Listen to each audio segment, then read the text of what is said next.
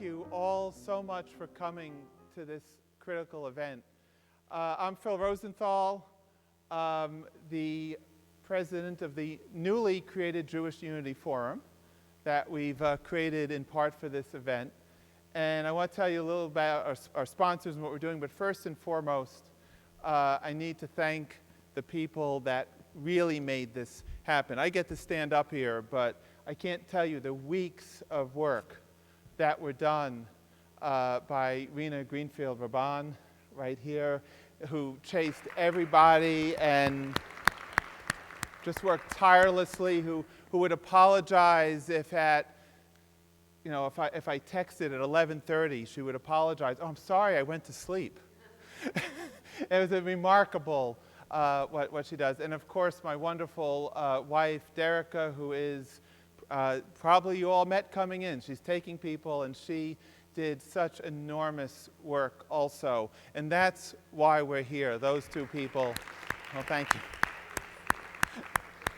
Because it's hard to imagine, when I think about this, a more dramatic, a more miraculous, more sympathetic story than Israel's victory in the Six-Day War, right? You have, and we talked about some of this, but you have an indigenous people that lived in the land for centuries and then got expelled forcibly and waited and prayed for almost 2,000 years and then finally reclaimed a small portion of what their homeland was, and created a liberal democracy there, right? And then were immediately attacked. And then 19 years later, right, as the ambassador talked about, completely surrounded by all the major Arab armies, with vastly more tanks, more soldiers, more planes, and all of them being very clear they had one purpose, which is wiping Israel off the map. And not only, of course, was the nation at peril, but you had part of the population being the remnant that survived the greatest genocide in history, the Holocaust. And of course, they would all be annihilated if they lost. And so, Hollywood can't come up with drama like this, right? There was a lot at stake, and Israel's survival, just that alone, should have been worthy of global celebration. Right, that alone. But of course, the miracle was even greater, and we've talked about the Temple Mount, right? How this people, the Jewish people, had this temple 2,500 years ago, the most holy place, and their capital city, and that came back. And so I thought the way to celebrate, and there have been a number of celebrations, the way to celebrate this anniversary, a particularly Jewish way, I think, not with firecrackers, not with getting drunk, though there is wonderful wine from Judea and Samaria coming, so we can do that too. But we celebrate by learning.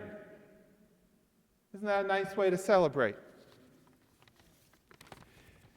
And we're going to preserve history, and we have the speakers who are going to make sure that the history is not going to be rewritten. And so tonight, we're not taking any position on the political issues of our time, on one-state solution, two-state solution. Our goal is to understand the war and its legacy. And I think with a clearer understanding, then we have a much greater chance for us all to agree how to bring about a lasting peace. Look, the word occupation, so for those of you who don't remember, it's a post-Oslo phenomenon. And it was a political and tactical mistake, a huge mistake. And everyone who participated on it should regret it because, and I'll go through that in a few minutes. By the way, even Sharon invoked the words occupation. So people made this mistake. Its purpose was to serve as an accommodation, a sign of Israel's good faith, an acceptance that Israel would share the land that obtained, reclaimed in the 67 war, but that this was land that was otherwise disputed at worst and belonging to Israel at best. But the concept was to say, if we call it occupied, it's a gesture, a meaningful political, not a legal gesture. It's a political gesture that says, the land is yours, we're going to share it, and we're going to give it back. The problem is that once Israel used the word occupation, and many people on the Upper West Side continue to use the word, once you start using the word occupation, you gave the Palestinians something they could never do in war. You gave them a weapon with one word that they repeatedly beat the hell out of Israel with since 1967. Just one word. And ironically, in some ways, the word occupation was a victory for the Palestinians with somewhat of the same level of significance and resonance as the Six-Day War was for Israelis. I mean, it's hard to imagine, but it was true. It gave them something they simply didn't have. Everything, therefore, became traceable to the occupation. The Intifada was justified because of the word occupation, right? You need a popular uprising to deal with this occupation. The BDS movement is appropriate and justified. Why? Because this is what we did with South Africa, which had an unjustified occupation of South African indigenous people. By what? White colonialists, right? This same narrative picked up. The idea was South Africa was an odious white colonialist state, and by using the word occupation in connection with Israel, we picked up the same theme of white, odious colonialist state. Even the most recent UNESCO declarations that Jews in Israel have no connection to the Holy Land, that too was benefited by the word occupation. Why? Because if the land is occupied, then Jews and Israelis are really just people from Brooklyn. They're people from someplace else. They don't belong there. And that the use of the word occupation validated an idea that most Arabs believe. If you talk to them on any street and in their nations, what do they believe? That Israel is really wrongful compensation, white colonial guilt of Europeans for the Holocaust. It's a gift that was unlawfully transferred by Europeans, giving away Arab lands as restitution for Jewish losses to Jews from Brooklyn. Because it's an occupation, the Jews were never really here. And it only furthers the UNESCO declaration. Again, all because of the use of one word, or the misapplication of one word. The idea of European guilt. And this is an ongoing theme, and the UNESCO declaration picks up on that theme. Without the use of the word occupation, it would be much harder to make any claim of Israel as a colonizer. And by the way, the recent associations on college campuses as Israel as colonizer, which is rife in every university in the United States, derives directly from the word occupation. In 1948 until 1967, nobody thought of Israel as a colonial power. They weren't a power and they weren't colonialist. The only idea started to show up really in the aftermath of Oslo.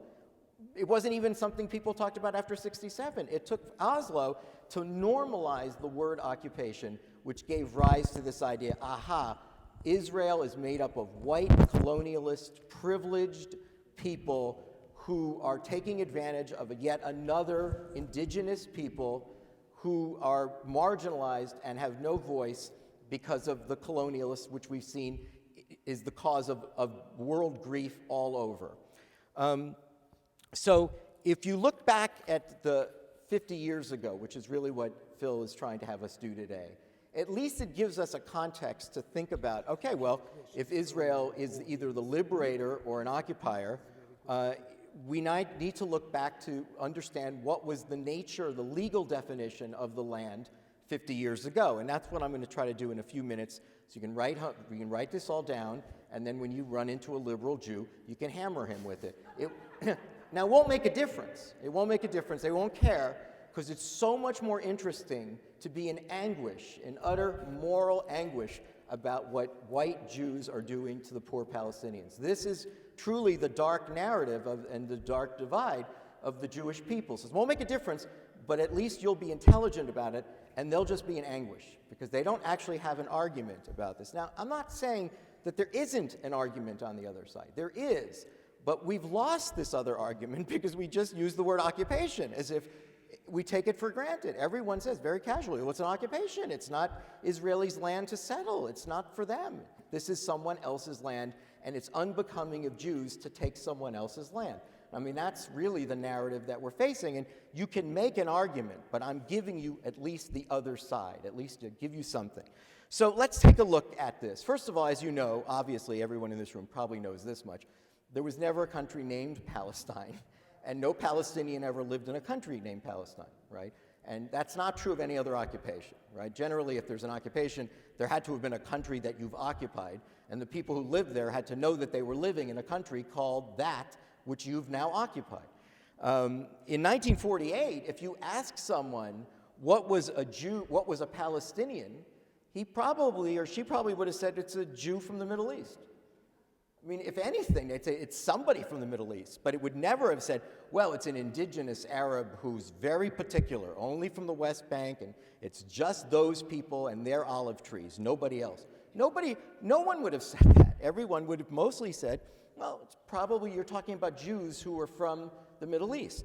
The second point on this is that, as everyone should know, Jews and Arabs lived in the West Bank and Gaza and East Jerusalem since the time of the Kingdom Judea. Note the word Kingdom Judea, right? King David knew what he was doing. I'm Kingdom of the Jews, right? This was the genesis of the actual beginning of a Jewish state. You know, this reminds me of the Palestinian problem, which again, people don't want to focus on, which is the Palestinian origins problem, which is if you claim to have this land, why is your association so weak? One example of this is the Quran, as many of you probably know. I mean, just a show of hands. How many times is Jerusalem mentioned in the Old Testament? Well, no. How many times is Jerusalem in the Old Testament? Nearly 700 times, and not once in the Quran. That's a problem. If Jerusalem is so important to you, if you have such a deep historical connection to this land, why is Jerusalem not in your central religious text once? How did Allah leave it out? And I don't mean this as a joke, how did Allah forget to mention, it mentions Medina, Mecca, somehow forgot to mention Jerusalem? How can the Dome of Rock be so essential to you if it's not in your central text? And it's 700 times mentioned in the Old Testament. So it was never named a country, and it was never in your religious text. So it's this Palestinian origins problem, which is, yes, you may have lived in those lands, but that doesn't make it your country. It just means you live there, which is not the same thing as being your land. Also, the West Bank and Gaza, East Jerusalem, after the Kingdom of Judea fell, was always occupied. It was never not occupied. Greeks, Romans, Crusaders, Ottomans, Jordanians. In 1948, the Jordanians seized the West Bank illegally. It's not theirs. This was the last of the true occupations. Now, by the way, at that time, I think we heard Michael say this. No one condemned the Jordanians for that occupation, and the word Palestinian was scarcely mentioned for 19 years. So there was an occupation that lasted for 19 years, and no one seemed to be upset about it. And one wonders why. No state has ever actually had a valid legal claim, or if you're a lawyer, colorable legal title to Israel other than Israel. No one's actually had a strong legal claim. If you were standing in a court of law, just like you were dealing with your co-op board, you were making an argument, a legal argument, no one really has a strong claim other than Israel. Before Israel, Israel had the only colorable claim. Oslo creates a political claim. That's different, right? That's what I said before. It's an accommodation. It's a negotiation. The Israelis are essentially saying, we took it, we're willing to share it with you, we'll give it to you in return in exchange for peace. But that doesn't make it a legal entitlement. It might make it a political entitlement, but we'll talk for a moment about the breaches of Palestinian society that defeat the presumptions that it's even a political entitlement. Also, military occupations are permitted under international law. This means that if Israel had just taken the West Bank and Gaza and never put one settler there is no reason that Israel should have ever left.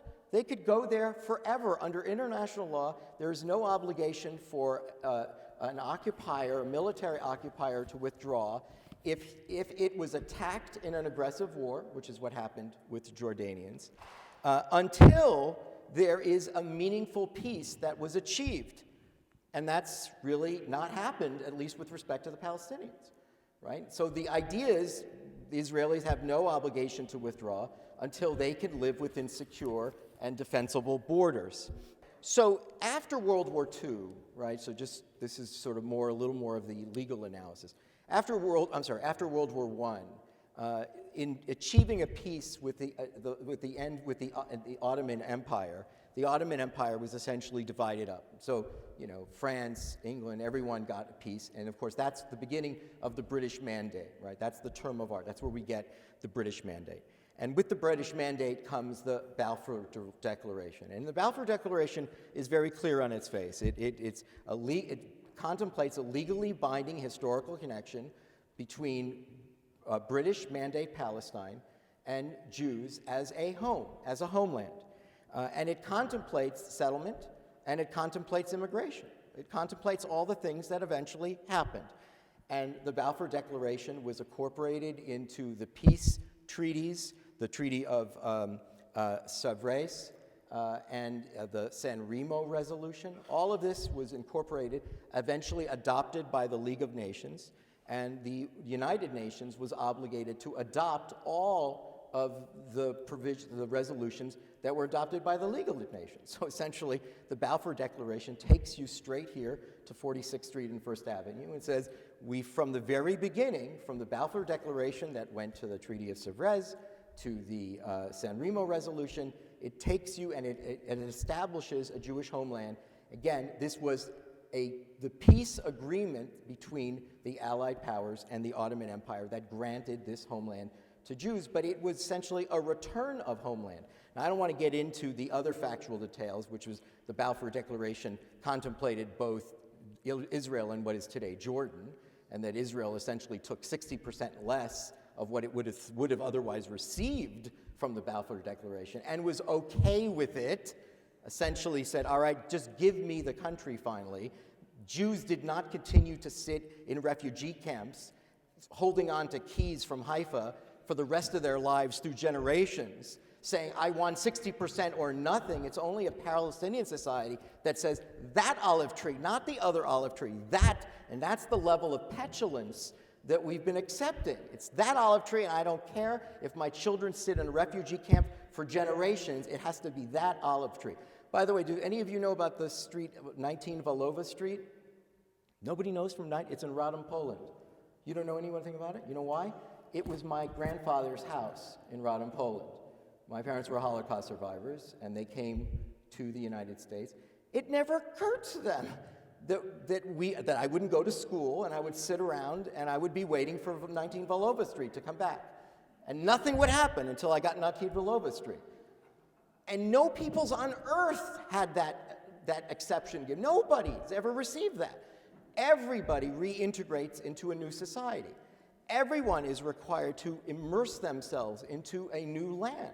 By the way, all other immigrants around the world, refugees, are required to. That's why UNRWA was created specifically for the Palestinians. What makes the Palestinian refugee more special than any other refugee? I don't know. I don't know why every other refugee, the rule is one generation. That's all you're permitted, one. And the question is, why is it that the Palestinians could go on forever and receive this kind of world support? So anyway, this was all based on this legal historical connection that was created from the Balfour Declaration and essentially adopted by the various other world organizations. Now, a few legal points to add to this. There's a legal term of art in international law. It's utai possidetis juris, which essentially says that when you declare independence, which Israel did, you get to inherit the border of the previous entity. It's actually a very clean and customary way. It's actually a good rule, by the way. It makes it clean to understand. If you declare your independence, whatever the border looked like before, you get to keep that border, right? So again, more ways to see this dispute. It's like, look, if the Israelis wanted to make accommodations with the Palestinians and give them a homeland, that's one thing. But Israel inherited what the British had. And the Palestinians didn't have it, the British had it. And so, again, this is under international law. It's pretty straightforward. There's also, for those people who look at Israel as an aggressor, there's an international law legal principle that says no way to conquest. And no way to conquest says that you don't get to be rewarded if you conquer another person's land. You don't get to benefit from the conquest. But you know what? There are exceptions to no way to conquest. You know what that is? If you're in a defensive war, and that's what happened in 1967, and the Jordanians, as my friend just said, they were the illegal occupiers. They never had it. So that rule doesn't apply either. So I'm just sort of taking you through some of the sort of under international law, and a way to argue this in a sensible way with someone who's simply saying it's not Israel's land and it's absolutely Palestinian land, right? And let me just say, I have no reason to do this, although I'm on record saying, I actually believe in a two-state solution, so half of you are now going to boo, right? I'm here telling you, here's the way to understand the legal principle. You can agree with the two-state solution or not, you can agree with Oslo or not, but what you shouldn't do is walk around like a parrot and simply say, this isn't Israel's land, it does not belong to them, it obviously, under international law, belongs to the Palestinians, the Israelis must give it back, right? This is just a way to understand that idea. Now, even the settlements, which I'll say I'm opposed to, even the settlements can be argued under international law quite easily. As you know, the United Nations Supreme Security Council Resolution 23344, that just despicable document from a few months ago that the United States supported, it speaks very clearly that the settlements are what? Legally invalid. It uses the term of art, that they're legally invalid. By the way, that's new. The United States never used to take that position. That's only an Obama phenomenon. We always used to say it was what? Not helpful. We used to say legally it's not helpful, and we used to say it was an obstacle. But what among the many things that was so tragic about voting for 2334 is that it was the first time that the United States actually invoked the word legally invalid, all right? But it's not, that too is not true. Well, first of all, it focuses on Article 4, it doesn't say it, but it's referring to the Geneva Convention, and the specific provision is 49.6. And 49.6 was there, it's really a post-Nazi rule, which is to say, it's to address what happened in World War II. We do not allow, under the Geneva Convention, an occupying power to come in and move masses of a population from your country into the other country, which is what happened in Hungary and Czechoslovakia.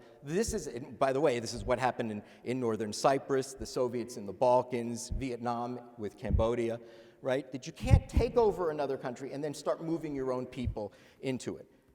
And that's what people, when you ask them, even lawyers who study this stuff, they'll say, it violates the Geneva Convention. So I'm telling you, it doesn't. It doesn't, because, first of all, Israel isn't moving massive numbers of people anywhere. These are voluntary movements, and these are not people who don't belong there. These are people who have a deep historical connection and spiritual connection to land. And that is not what the Geneva Convention's Article 49.6 is talking about. It's talking about moving strangers, people who have no connection to the land, by a government, forcibly moving them in there to create a majority, which is really what India has done in Kashmir and what the Soviets did in the Balkans. And it's not what Israel's done. These are voluntary movements, and even if they're subsidized in some way, it's not as if Israeli settlers have no connection. By the way, you heard me say I'm opposed to the settlements, but that doesn't mean that there's no legal basis for them. Or more importantly, it doesn't mean that there's a legal basis that outlaws it or prohibits it. Also, Oslo, for all the talk about occupation, it created a murky claim by the Palestinians legally, right? Because they had a murky legal claim, which I just showed you, right? It's not a great legal claim. They don't have a legal claim. Into a political claim, right? It converted something that didn't other exist.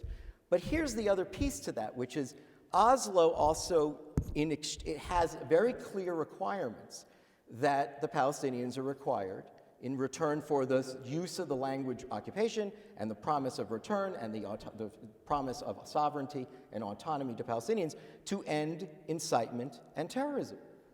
This is an equal obligation that the Palestinians bound themselves to. And yet the charters remain the same. Palestinian kids are still saying Jews are pigs and monkeys. People are still walking around with keys around their neck for Haifa. There are people still singing from the river to the sea. And as you know, I just had you may not know about this, but what's been in the news lately is the full knowledge, the full sweep of stipends and salaries and bonuses that are paid to Palestinian terrorists. I had an essay in the last week of April, the Sunday edition of the Washington Post. There's a long essay I wrote in the op-ed section about this, which gives you full details, the full expression of everything that's happened and how above board and open and apparent it is. It's codified and enshrined in Palestinian law to provide these bonuses. But the point is, that too is a breach of the Oslo Accords. So if you want to spend your time talking about, yes, this is what the Israelis obligated themselves to do, that's true, but there was a reciprocal obligation, and the world doesn't seem to be concerned about the breach of that one. The last point I want to make, and then I've got to run out, so I'm sorry, I don't know if I have time for questions, maybe, is the idea of another way of looking at occupations, which is, it does seem like there's only one in the world, right? But it's not true. There's only one that anyone knows about. But there's the Kurdistan, of course, which is occupied by Turkey, Iraq, Syria, and Iran. There's the Tibetans, which are occupied by the Chinese. There's the northern Cypriots that are occupied by the Turks. And of course, I said Kashmir is occupied by the Indians. One of the things that's fascinating about those occupations, and the only thing that's different about them is Jews are not the purported occupiers. But they are, in many ways, occupations where the land was truly occupied by an entity that has no historical connection to the land, unlike Israel. And that the people who are being occupied were being truly deprived of a homeland that once was their homeland, and they were able to call it their homeland, which is not true of the Palestinians, right? So on both levels, they fail, right? The Israelis are not true occupiers because they have a historical connection to the land, and the land was never anybody's to call. If anybody, it belongs to the Israelis legally. And in terms of the Palestinians and their claim to pure victimhood, well, they're not in the same category of the Kashmiris and the Tibetans and the Cypriots and the Kurds. And let me tell you one last thing that's different about them. None of those occupied people have ever slit the throats of schoolgirls. They've never blown up a bus. They never assassinated a United States senator, right, Robert Kennedy. They've never hijacked and assassinated the Olympic team of their occupiers. They've never done any of that. And yet, where is the world's sympathy? All right, thank you so much. Well, let me start with a story. I love to tell stories. A story that I think is really quite appropriate for this particular event. It's a story about a football player from New York. He was a student at Erasmus Hall High School in Brooklyn. And he had great success as a high school footballer. And then went on to Columbia, where he became an All-American. Hard to believe, since Columbia in Division I football holds the record for the most consecutive losses. But in those days, under Sid Luckman's leadership, it was a great football team. And Sid Luckman went on to become an All-American football player, was drafted by the Chicago Bears, where he had quite a successful career. When the first game for the new season was about to begin, Sid Luckman's first game, he said, "Mama, I want you to come to Soldier Field to watch me play a football game." She said, "Sidney, I don't know what goes on in a football game. I've never seen a football game. I don't like football. If you're going to play at all, play the violin. Don't play with footballs. But Sid Luckman's playing football. He says, Mama, you must come. She's an Eastern European, comes from a very different tradition, doesn't understand football in the slightest. But she says, okay, Sydney, I'll go to the game. So she gets on the train, travels from Brooklyn to Chicago, and brings an evening gown with her. She dresses with an evening gown at Soldier Field. The temperature is like 10 degrees below zero. She is sitting in the stands freezing, has no idea of what is going on during the course of the game. But Sid Luckman has a great game. Throws for more than 300 yards, 3 touchdowns. The Chicago Bears beat their vaunted rivals, the Green Bay Packers. It's a great victory for Sydney. He is thrilled. He says, Mama, come down to the locker room. She comes down to the locker room. He introduces her to George Halas, who's the owner of the team and the coach as well. George says, your son was terrific. He says, Mama, what did you think? She said, Sydney, there are these big men. They're very angry. They're running after you, and I think they want to hurt you. Why don't you just give them the ball? Sydney says, Mama, we're Jews. We don't give up the ball. Now that, in a way, tells you something about the spirit of Israel and something about the spirit of the Jewish people. For me, this 50th anniversary is an opportunity to engage in a reminiscence of a time in my own life. I was in Australia in 1967. In my dorm room, I had a Fulbright in Australia doing some research on the liberalization of the White Australia policy. And here are these announcements on TV about Israel being ringed with almost 500,000 enemies, 2,800 tanks, 800 planes. I'm saying, can Israel survive? What can I do? So I call up the embassy in Australia and I say, I want to volunteer. I want to go to Israel. I want to fight in this war. And they said, well, a freighter is coming. In a few days, you'll be able to go. A few days, of course, the war was over. But for me, it was an extremely important moment because Israel is in my DNA. And let me explain why I say that. In 1948, my father was hovering over the Philco radio in our home. And he was listening. And at one moment, he started to cry. And I was a young boy at the time, saying, Dad, what's wrong? I'd never seen my father cry. He said, this is an extraordinary moment. The state of Israel has been created at the United Nations. And he couldn't stop crying. I never forgot that moment because immediately afterward, my dad called everyone he knew who fought in World War II and said, bring your rifles, bring your revolvers, bring whatever you can, because we're going to wrap them in towels and sheets. We're going to bring them to the Jersey docks, and we're going to have them put them on a freighter bound for Palestine. So I joined my father. We go to the docks. Everyone has these big cartons, and they're put on a dolly. And my father says to me, I'm just a kid, roll this dolly to the ship. I said, Dad, why'd you ask me? He said, because they're not going to arrest a kid. They might arrest your father. So here I am. I'm involved now in the state of Israel in quite an emotional way. So when I think about what's happening now, here is this war. Israel is put in peril. And I'm thinking, what do we do in order to save the state of Israel? I'm a Jabotinskyite. I believe in Israel. I believe in what Israel stands for. It is very much a part of a Jewish tradition that many people in the world today, including many Jews, do not understand. When I visit Jerusalem, I look at Jerusalem and I say, what a remarkable place. And yet, that moment in 1967, when Israelis could go to the Western Wall, to the Kotel, and engage in prayer, was one of the most iconic moments in my life. I saw this on TV, and I cried. I cried because now we saw the unification of the state of Israel. This was a moment not only of liberation, but of excitement, of joyousness. The problem, however, is that when you win a war of that kind, in 6 days, it's very exhilarating for Jews, but very humiliating for Arabs.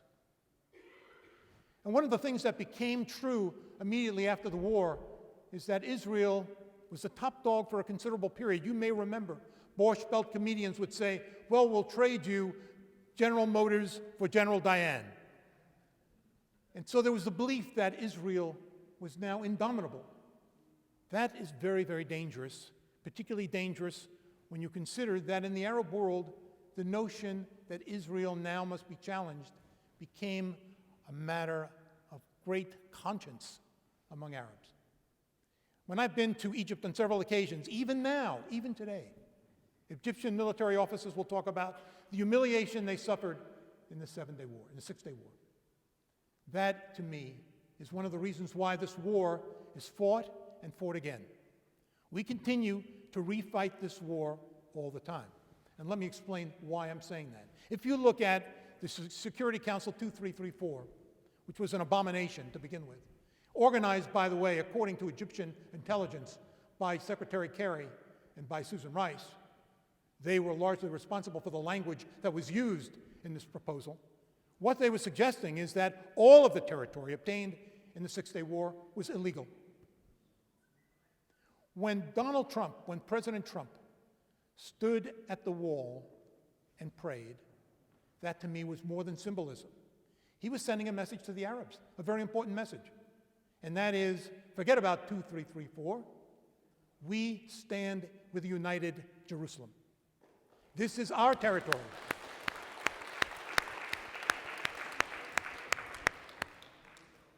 There is nothing illegal, as my friend Thane has pointed out, about the territory that was conquered in this time, at that time. And it's important for Americans, particularly for American Jews, to understand that as well. What has happened is there's a liberal agenda, in part created by Edward Said in his book Orientalism, that Israelis are, of course, colonialists. The notion comes from the idea that all the things that occurred after the 67 war were illegal, when in fact, think about occupations that have occurred all around the world. The United States won the Mexican War. As a result, we have California, New Mexico, and Arizona. Do we give that back? Do we say, no, let's have a referendum? Let's decide on what we're going to do over this territory? It is clearly absurd. My feeling about this is that the sentiment that came out of this war, this exhilaration, is an exhilaration and a sense of accomplishment that Jews should take great pride in. This should be a sense of what Jewish life is all about. And one of the reasons why I'm here today and have so much confidence in Phil and this United Jewish Forum is because it is important for Jews to understand that. Several years ago, this was at the 65th anniversary of the War of Independence, I went to the famous cemetery where the Palmach Brigade members were buried. There are 144 people there. And I was sitting at a gravesite. My wife and I, she's with me tonight, my wife and I looked at the gravesite, and all of the gravesites had names: Bernstein, Grossman. This gravesite had one name: Berala. Just Berala. It's very odd, very, very odd. So I decided to go to the archives and try to find out, who is Berala? Berala. B-A-R-E-L-A. Who is Berala? Well, it turns out that Berala was a young man, 13, 14 years old, went to Auschwitz and was broken at Auschwitz. His parents and all of his relatives were incinerated. Berala was broken physically and broken emotionally. When asked, "What is your name?" he said, "I don't know. I don't have a name." One of his friends said, "You look like a Barry." And so you know that Jews very often will add an ELA to the end of a name. I'm Herbala, Mamala, Bubala, Berala. So this is Berala. Berala is a young man who has no understanding of a past and no understanding of a future. When he's finally liberated, people said, "Well, you can go east." Go east? The Russians will put me in Siberia. I'll be in the Gulag. I'm not going east. Stories arose about what the Russians would do with Jews who were liberated from the camps. He could go to the relocation camps, but heard so many stories about robberies and threats that occurred in the relocation camps. His friend said to him, "You know what, let's walk through the streets of Krakow. We will live off other people." So they lived in doorways. They stole food. That's how they survived. This was not a life for a young man, not a life for anyone. His friend finally said to him, "I just read a story that we could go to the state of Palestine. Let us go there." So Berela and his friend get on a ship, and they go to Palestine. As soon as they land, someone says, "You're going to be recruited to fight in the war for independence." Berela says, "I don't know how to fight. I don't want to fight, and I don't understand this independence." They said, "Berela, you just come with us." He is brought to the Palmach Brigade, where he's given training. He's handed a rifle.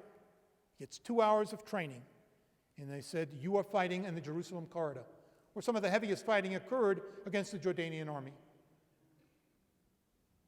Berela knew very little about fighting, knew very little about what he was fighting for, and he was killed. And of course, buried in the cemetery that I was at. Now, why do I tell that story, and why does that story have a certain poignancy? The story for me has a certain poignancy because Berela did not have an identity until he went to Israel. He had no name. He had no purpose. He had no life. Israel gave him a name and gave him a life. He became a warrior in defense of the state of Israel. He became someone who stood by the creation of this Jewish state. That, for me, represents the reason why it is so important for Jews to understand the emotion that goes into why it is necessary to defend the state of Israel today. Israel wasn't created because of the Holocaust, but Israel exists so that the Holocaust can never be reenacted. Ladies and gentlemen, thank you for your attention.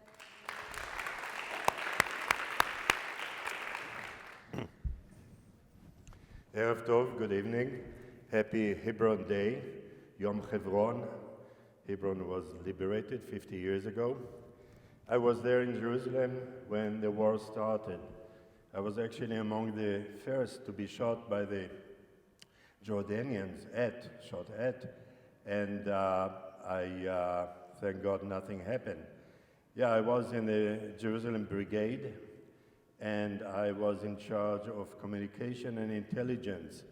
What we did, I served in Jerusalem until the war, and I was among those who gathered information about the Jordanian army, and we got connected to the telephone lines of King Hussein when he spoke with Nasser in Egypt or with Assad. We all heard it, their preparations for the war, and so we knew what to do. We also, of course, gave our units, our forces, all the information to know where the Jordanian army units are, where the mortars are, where the minefields are. And that's what I did when I did my regular army duty. And then I worked for Israel Radio, and when we knew that the war is coming and the Israeli Jerusalem radio studios were right on the border, we were afraid that once the Jordanians will march in Jerusalem, just in case, they'll take over our radio studios in 3 minutes. So I was trusted, because I have that security credentials, to build a secret radio station under the Prime Minister's house in the Kiryah in Jerusalem. At that time it was, yeah. And then it was May 67, and throughout our life in Jerusalem, we always lived under fear. The Arabs were glad to announce, to tell us that they are going to annihilate us. And we grew up on the shadow of the Holocaust. On my street, there were no grandparents, maybe here and there, one or two. And we all knew, felt, and of course didn't want to have a second Holocaust again. the Cairo Egyptian radio used to air the radio programs in Hebrew. Kol kahir, kol aram mikahir, anachnu nashmid otchem, nizrot otchem layam. This is the Egyptian radio in Hebrew. We will annihilate you, we'll destroy you, we'll throw you to the sea, we'll take your women, we'll take your homes, we'll throw you to the sea. And that was what they transmitted. And of course, we were afraid, about 3 million Jews at the time, not more, among 200 million Arabs in so many countries. And so we were afraid, and that was also the fear in May '67, that we knew a war is coming, because we saw the preparations of the Egyptian Syrians, and we heard, of course, them talking to each other, planning the war. And then one nice thing was that when I worked for Israel Radio, in May '67, we had the Israel Song Festival in Binyonei Hauma in Jerusalem, next to the main bus station. And at that place, Teddy Kollek, the mayor of Jerusalem, announced during the break that he brought with him a young singer who was not in the contest of the song festival, and he would like her to play a song about Jerusalem. And she started, Avir arim, tzalul kayayim, vereach oranim. And that was, of course, Shuli Natan singing the original Yerushalayim Shel Zahav. And I was among the 3 sound engineers who recorded it and transmitted it to all over Israel. I remember the next morning when I had to come to this hall to pick up the tapes to bring them to the studios, I didn't know what I was holding under my arms, real gold, Jerusalem of gold. Then it's May and we know a war is coming. I was in charge as a soldier, in our intelligence unit, also on the Kava Ironi, all our army positions and bunkers that stretched between Mount Zion and Mandelbaum Gate, about 16 army positions.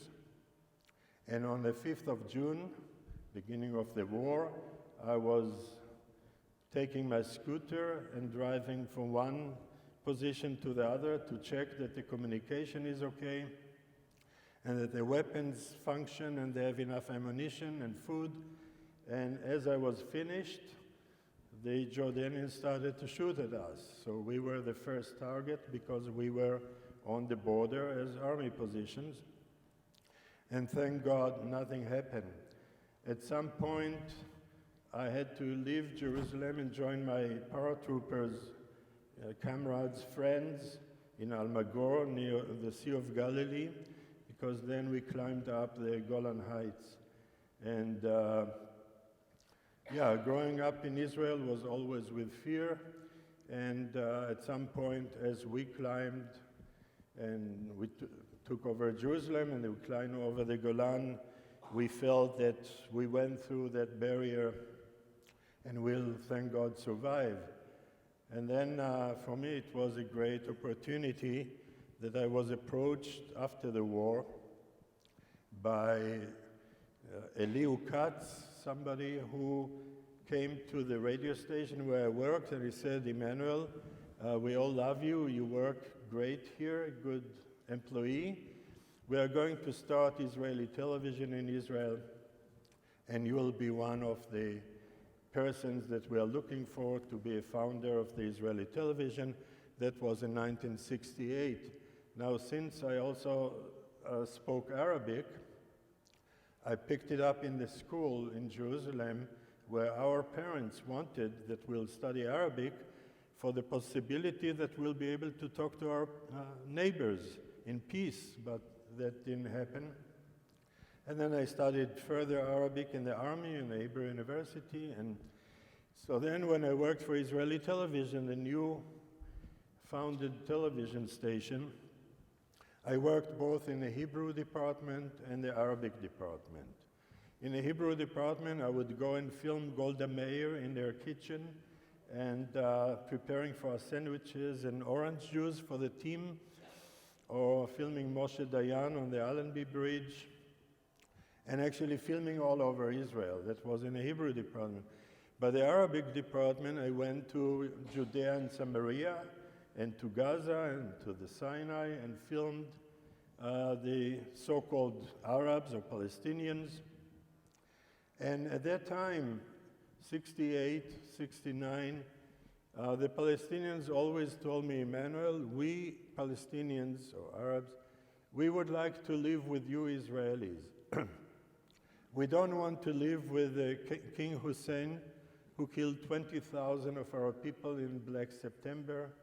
We don't want to associate with that clown called Yasser Arafat in Tunis, because he's not serious, he doesn't want peace. We would like to grow up with you. And that was fantastic situation. In my career now, since many years, I gave about 300 lectures about Shoah and the creation of Israel. I made also 30 films about the Shoah. One of them was an Oscar, and about the creation of Israel with the bottom line, Israel, we don't want a second Holocaust. And so I was successful with it, also much in Europe. And often by the lectures, people will provoke me and ask me, can you tell us why you Jews or Israelis cannot talk to Arabs or Palestinians?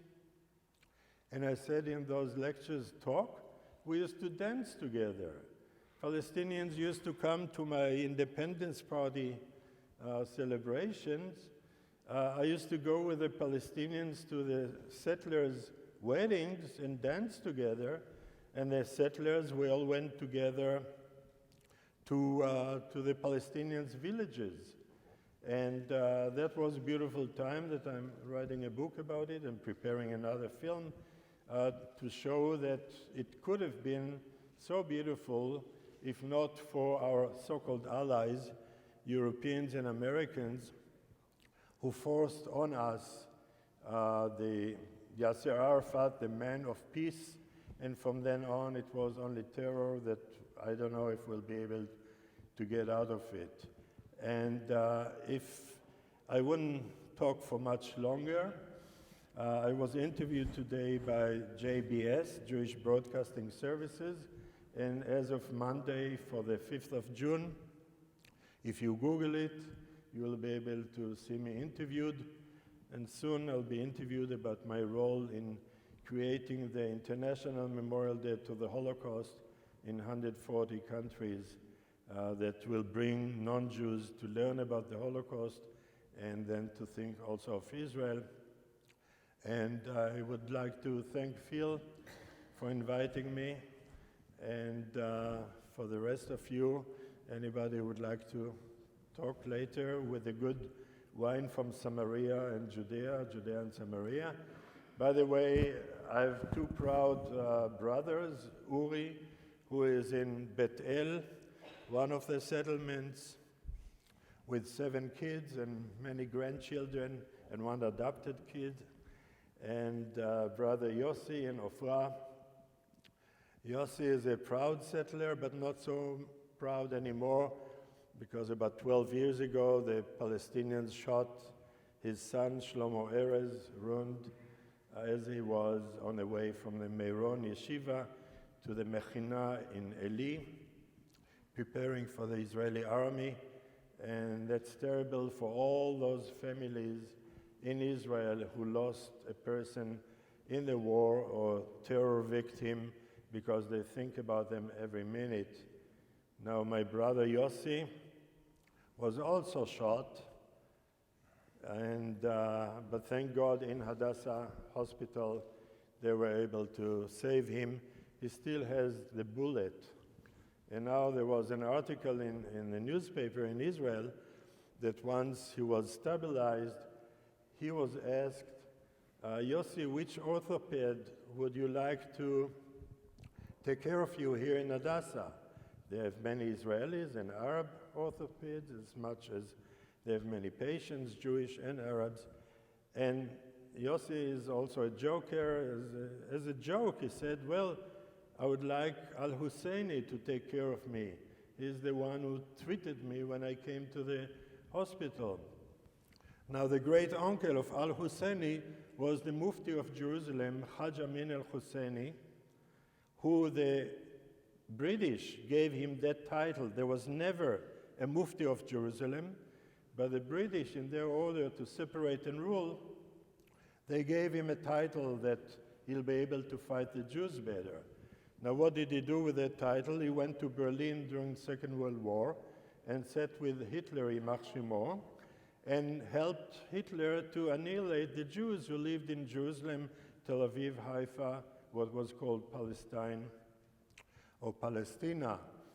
And yeah, he was, after the war, he also, in Yugoslavia, he organized a few brigades of Muslim SS who fought together with the Nazis, SS men, Muslims who fought together. And the propaganda, the Nazis aired propaganda all over the Middle East against the Jews.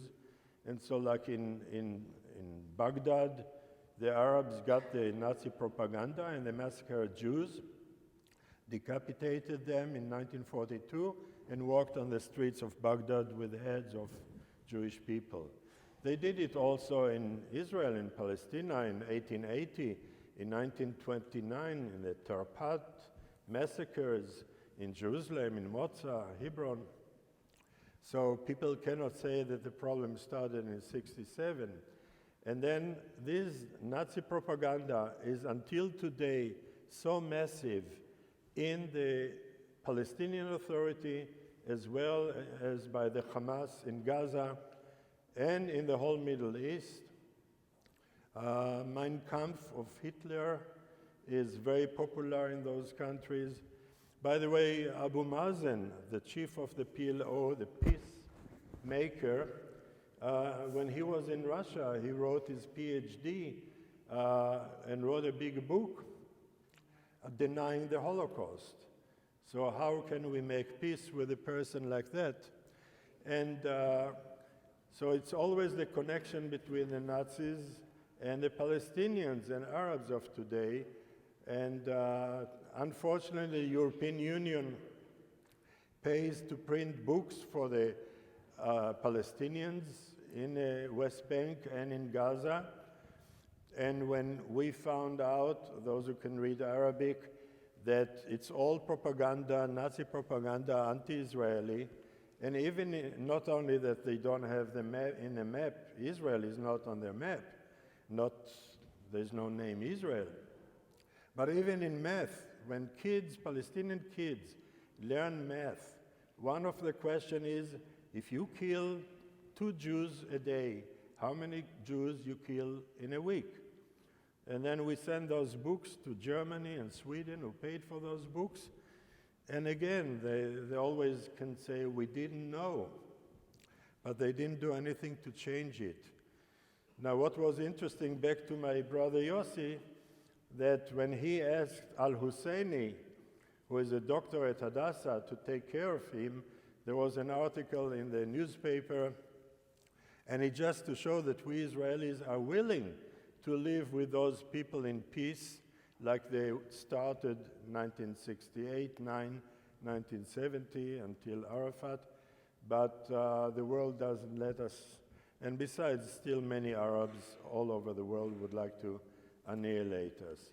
So again, Chag Sameach for Yom Yerushalayim and Hebron, and let's have L'chaim. A week ago, I watched a nice program on Al Jazeera TV, which is not, by the way, my favorite channel. And it was very interesting that the interviewer went in some different Gulf countries, asking people who were between 60 to 70 years old, what the year 67 remembering you. Then people look, I know, I really don't remember anything. And after several questions, then people start asking the interviewer, what's really happened in 67? Then he said, the 6-7 war between the Arabs and Israel. Oh, really? That's happened in 67? So I think that this is a good sign why people are forgetting such kind of horrible things, wars especially. I would like to talk a little bit about my own experience on the 67 war. I was, by the way, 9 years old. Today, I am 59 years old. I remember I born, first of all, in the old city, in the area which called the Jewish Quarter. Today, there is a very big religious kindergarten in my house.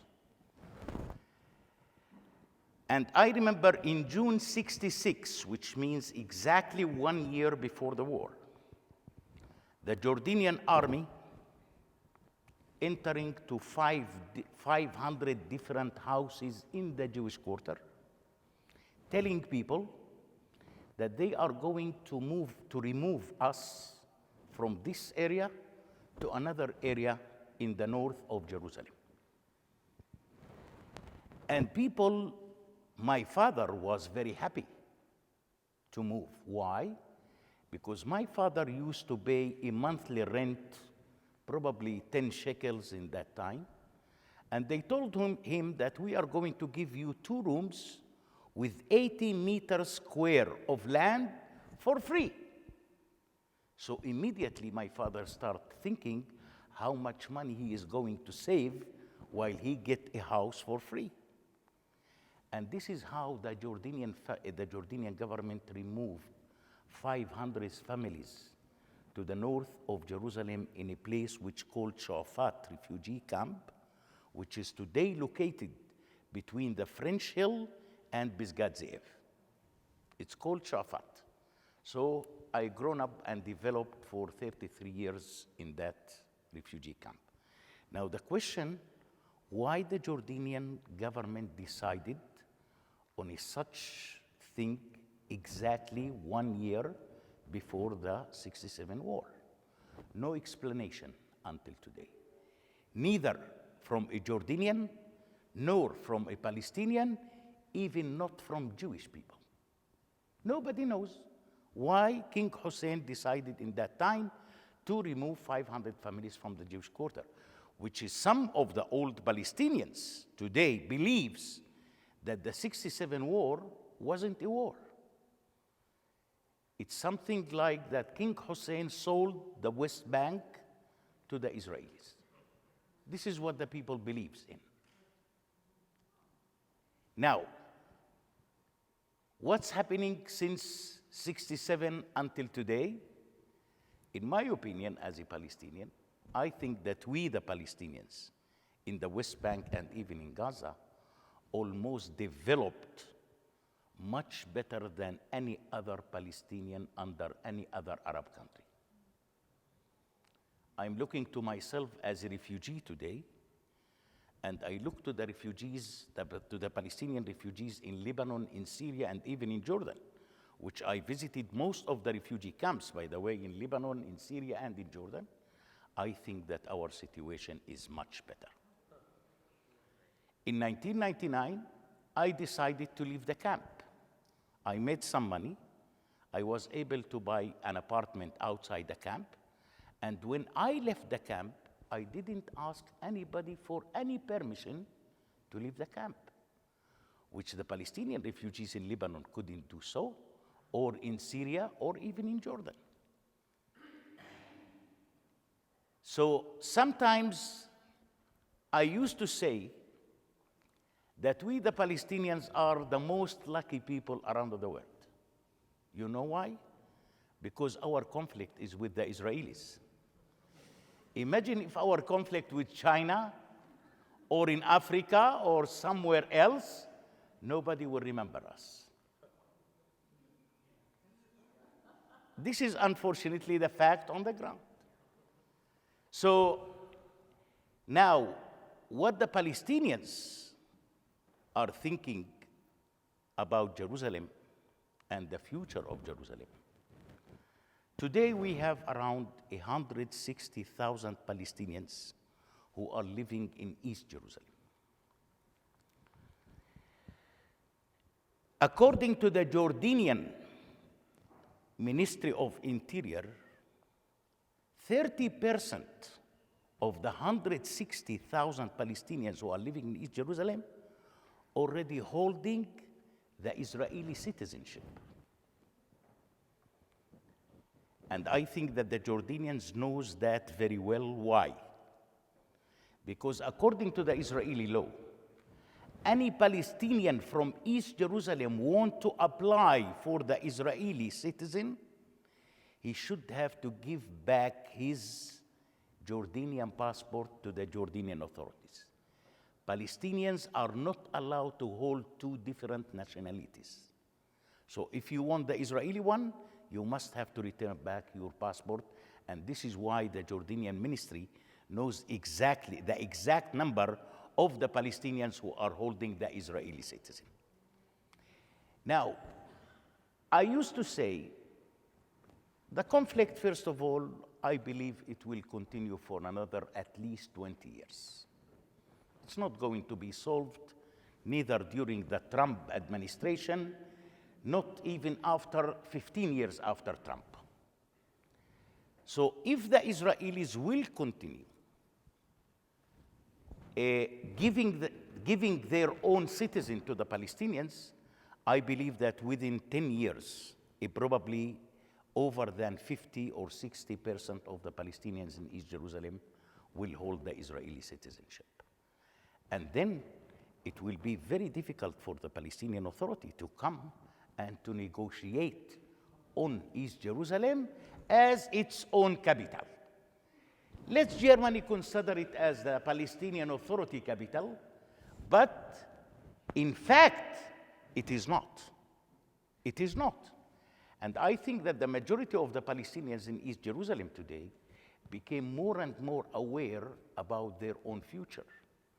They are looking how the Palestinian Authority is ruling the West Bank. They saw how the Hamas is ruling the Gaza Strip, and I believe no one Palestinian in East Jerusalem want to be under such kind of rule. People has relatives, people knows exactly what's going on, and people don't want such Palestinian Authority to control them. And I think that the Palestinian Authority knows that very well. Now, I think that the major important thing today for the Palestinians in East Jerusalem, how we can get an equal rights. I think that that's probably the high demand from the majority of the Palestinians in East Jerusalem, how we can get a kind of an equal rights from the Israelis. We still have rights, nobody can deny that. At least all of us has a medical insurance by the Israeli government. It's reminding me, somebody came to me just a month ago, and he told me, Bassem, you know what? I said, what? He said, we should have to thank God for the Israeli occupation. I said, what? To thank God for the Israeli occupation? He said, yes. I said, why? He said, imagine if I will get sick tomorrow morning and I need an operation which might cost $70,000, from where I can get that? Immediately I will jump into Hadassah Hospital and Hadassah will take care of me for free without paying $1. So probably we have to thank God for that. Yeah. Now,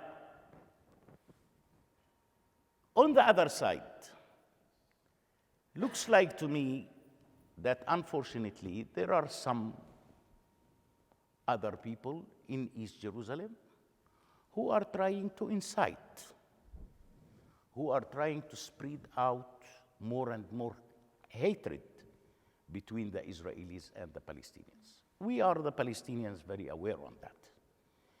And if we will take what they call it, the Knives Intifada, which started since October 2015, unfortunately, it's still going on.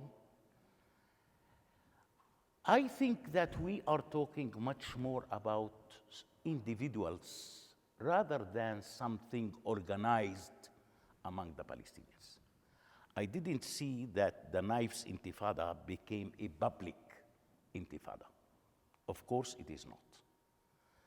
I am living in Jerusalem, and some stabbing incident took place nearby where I was, and I listened very well to the Palestinians in that time when they start talking between themselves by saying what we are really going to achieve from that. Okay, we killed one Jew here, we killed one Jew there, what we achieved from that. Now, I think that the major problem here with the knife intifada, when the Palestinian president, Mahmoud Abbas, after the stabbing take place, after the Palestinian who stabbed killed, immediately he is inviting his family to the Muqata'a in Ramallah and declaring on that killer, the stabber, as a martyr, giving between $3,000 to $4,000 in cash to his family. I think that the Palestinian Authority is one of those who are trying to incite more and more towards Israel. And this is the major problem. The question is that the money that that Mahmoud Abbas, not the Palestinian Authority, that Mahmoud Abbas is giving to these stabbers, from where that money came. I believe some of your money is among them. It's not my money. I never ever remember that I gave 1 penny to the Palestinian Authority. It's your money. And this is a very big question. How the United States administration really trying to control its own money that they are donating to the Palestinian Authority. I think that the problem of the world today is money, by the way. It's not ideology. Don't talk to me about ideology. It's money. It's who is paying more. This is the tragedy of the world. The uncontrolled money. Look what Qatar is doing in Syria. They are supporting the terrorists there. Look what is Turkey doing in Syria and in Iraq. They are supporting terrorists there. Where is the word? Where is the word? Where is the transparency of the word? And I think that that's the most important issue to start dealing with rather than to deal with the Israeli-Palestinian conflict. I used to say all the time, if we are looking to the Middle East map today and how the Islamic terror increasing, I think that the Israeli-Palestinian conflict probably the most safe place in the Middle East. No doubt about it. As a Muslim, as an Arab, I don't want to be in Syria. I don't want to be in Libya. I don't want to be in Iraq. I don't want to be in Yemen. It is much safer for myself and for my children to continue living under the Israeli-Palestinian conflict. I don't think that the American administration should have to put the Israeli-Palestinian conflict on its priorities. They shouldn't have. And even if they will put it, I don't think that they will solve it. I remember last year in March when Mr. Trump participated at the AIPAC conference. A very interesting thing he said in that meeting. I am the one who can solve the Israeli-Palestinian conflict. But after the people, no, I mean Trump, not myself. Trump said. Now, when people start laughing, he continues saying, as a businessman, not as a politician. I am a little bit, let's say, agree with the word of business, because unfortunately, looks like to me that the conflict is business rather than it is a political one. And the question is, who is going to earn more money on this conflict? and that's coming towards the Palestinian Authority, how they are corrupting us, and how they are interesting to continue keeping their own people as hostages under the Israeli-Palestinian conflict. I think that we are hostages under our own leadership today. That's the problem. And if Mr. Trump really wants to solve something, I think that he must have to put the Palestinian Authority under accountability. That will help the Palestinians. That really will help the Palestinians. So today, no doubt that Jerusalem looks like completely different in the past 50 years than it used to be. I grown up in the old city. I remember the streets. I remember when I used to get out of the house and getting back dirty because the sand on the streets over there. Today, Jerusalem is completely different. And I don't think today, I am a person who believes that Israel today is not the enemy of the Arabs as it used to be 20 years ago. It is not. I think that there are some Arab countries who has a kind of a secret cooperation with Israel, especially on the security issues. I believe that the Saudi Arabia today will lay on Israel towards any threats from Iran much more than laying on the United States. Because we remember the horrible nuclear weapon deal that Mr. Obama made. I think that probably from that deal, the only positive thing which came from that deal, that deal almost paved the way between Israel and the Gulf. And nobody can deny that. I think that Mr. Netanyahu several times publicly mentioned the name of Saudi Arabia. And just a few months ago, a high delegation from Saudi Arabia was hosted in Tel Aviv. That's published in the Israeli media. It's not a secret. From Saudi Arabia. So, looks like to me that the Arabs start realizing more and more that Israel is a fact on the ground. And to trash Israel, as you said, I remember the 67 war program on the Kahir radio. Besides that, that's right. And besides that, when he said that we are going to throw the Jews to the sea, afterwards he said, bon appetit to the fishes in the sea. I remember that very well. So I think that Israel right now became a fact on the ground.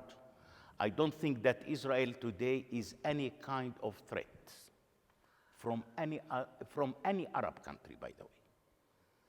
It has its own good businesses, let's call it, with some Arab countries. Just a few months ago, Israel signed a deal with Jordan that Israel is going to export a natural gas to Jordan for 10 years in $15 billion. And I'm asking sometimes, where is the BDS? Where is the BDS? The BDS don't want me only not to eat bagel, not to drink Schweppes. This is the money. This is the money. So, in my opinion, Israel today looks like to me it's in a very good position. Is no doubt that Israel is a very strong country right now. And I believe that if any peace will take place between the Palestinians and the Israelis, it should have to take place among all the Arab countries and Israel. I am not a person who believes in the current politics that the Americans and the Europeans are trying to market it to us. I think that peace should have to be in the whole region, not only between the Israelis and the Palestinians. If you want to make peace between the Palestinians and the Israelis, bring all of the Arab and the Islamic countries to that conference, and afterwards, I believe that the opportunity for peace will be really very, very close to us. So I would like to thank you so much, and probably if you have some questions, I would be happy for that. Thank you so much. Thank you. There's only one way to close this out, and that's to invite our cantor, our veteran, to come back and sing Yerushalayim Shel Zahav and Hatikva, and then we're going to enjoy some wine. אוויר הרים צלול כיין, וריח אורנים, נישא ברוח ארבעים, עם כל פעמונים. Louder. תפילה משכילה, שרויה בחלומה, העיר אשר בדד יושבת, ובליבה חומה, ירושלים של זהב ושל נחושת ושל אור, עלו לכל שירייך אני כינור, ירושלים של זהב ושל נחושת ושל אור, עלו לכל שירייך אני כינור, כינור. Thank you. And now we'll sing Hatikva. And now we'll sing Hatikva. Please stand up. כל עוד בלבב פנימה, נפש יהודי הומייה, ולפתי מזרח קדימה, עין לציון צופיה.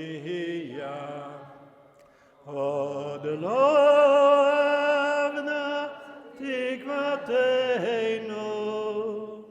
התקווה בת שנות 2000, להיות עם חופשי בארצנו, ארץ ציון וירושלים.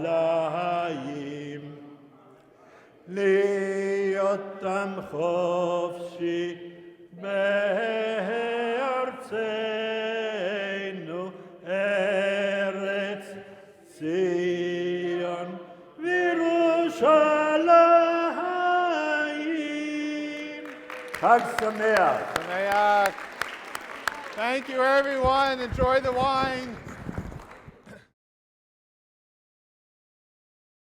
We would be pleased to send a complimentary DVD of this program to anyone who wishes to support JBS, the Jewish Broadcasting Service, with a tax-deductible gift of $36, double chai or more, to the nonprofit organization Jewish Education in Media.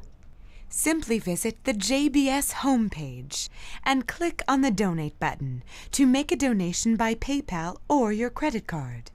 And please indicate the program for which you would like a DVD. Or you can send your tax-deductible check made out to GEM, Post Office Box 180, Riverdale Station, Bronx, New York 10471. And again, please remember to indicate which program you would like to receive with our compliments. And we thank you for your kind support.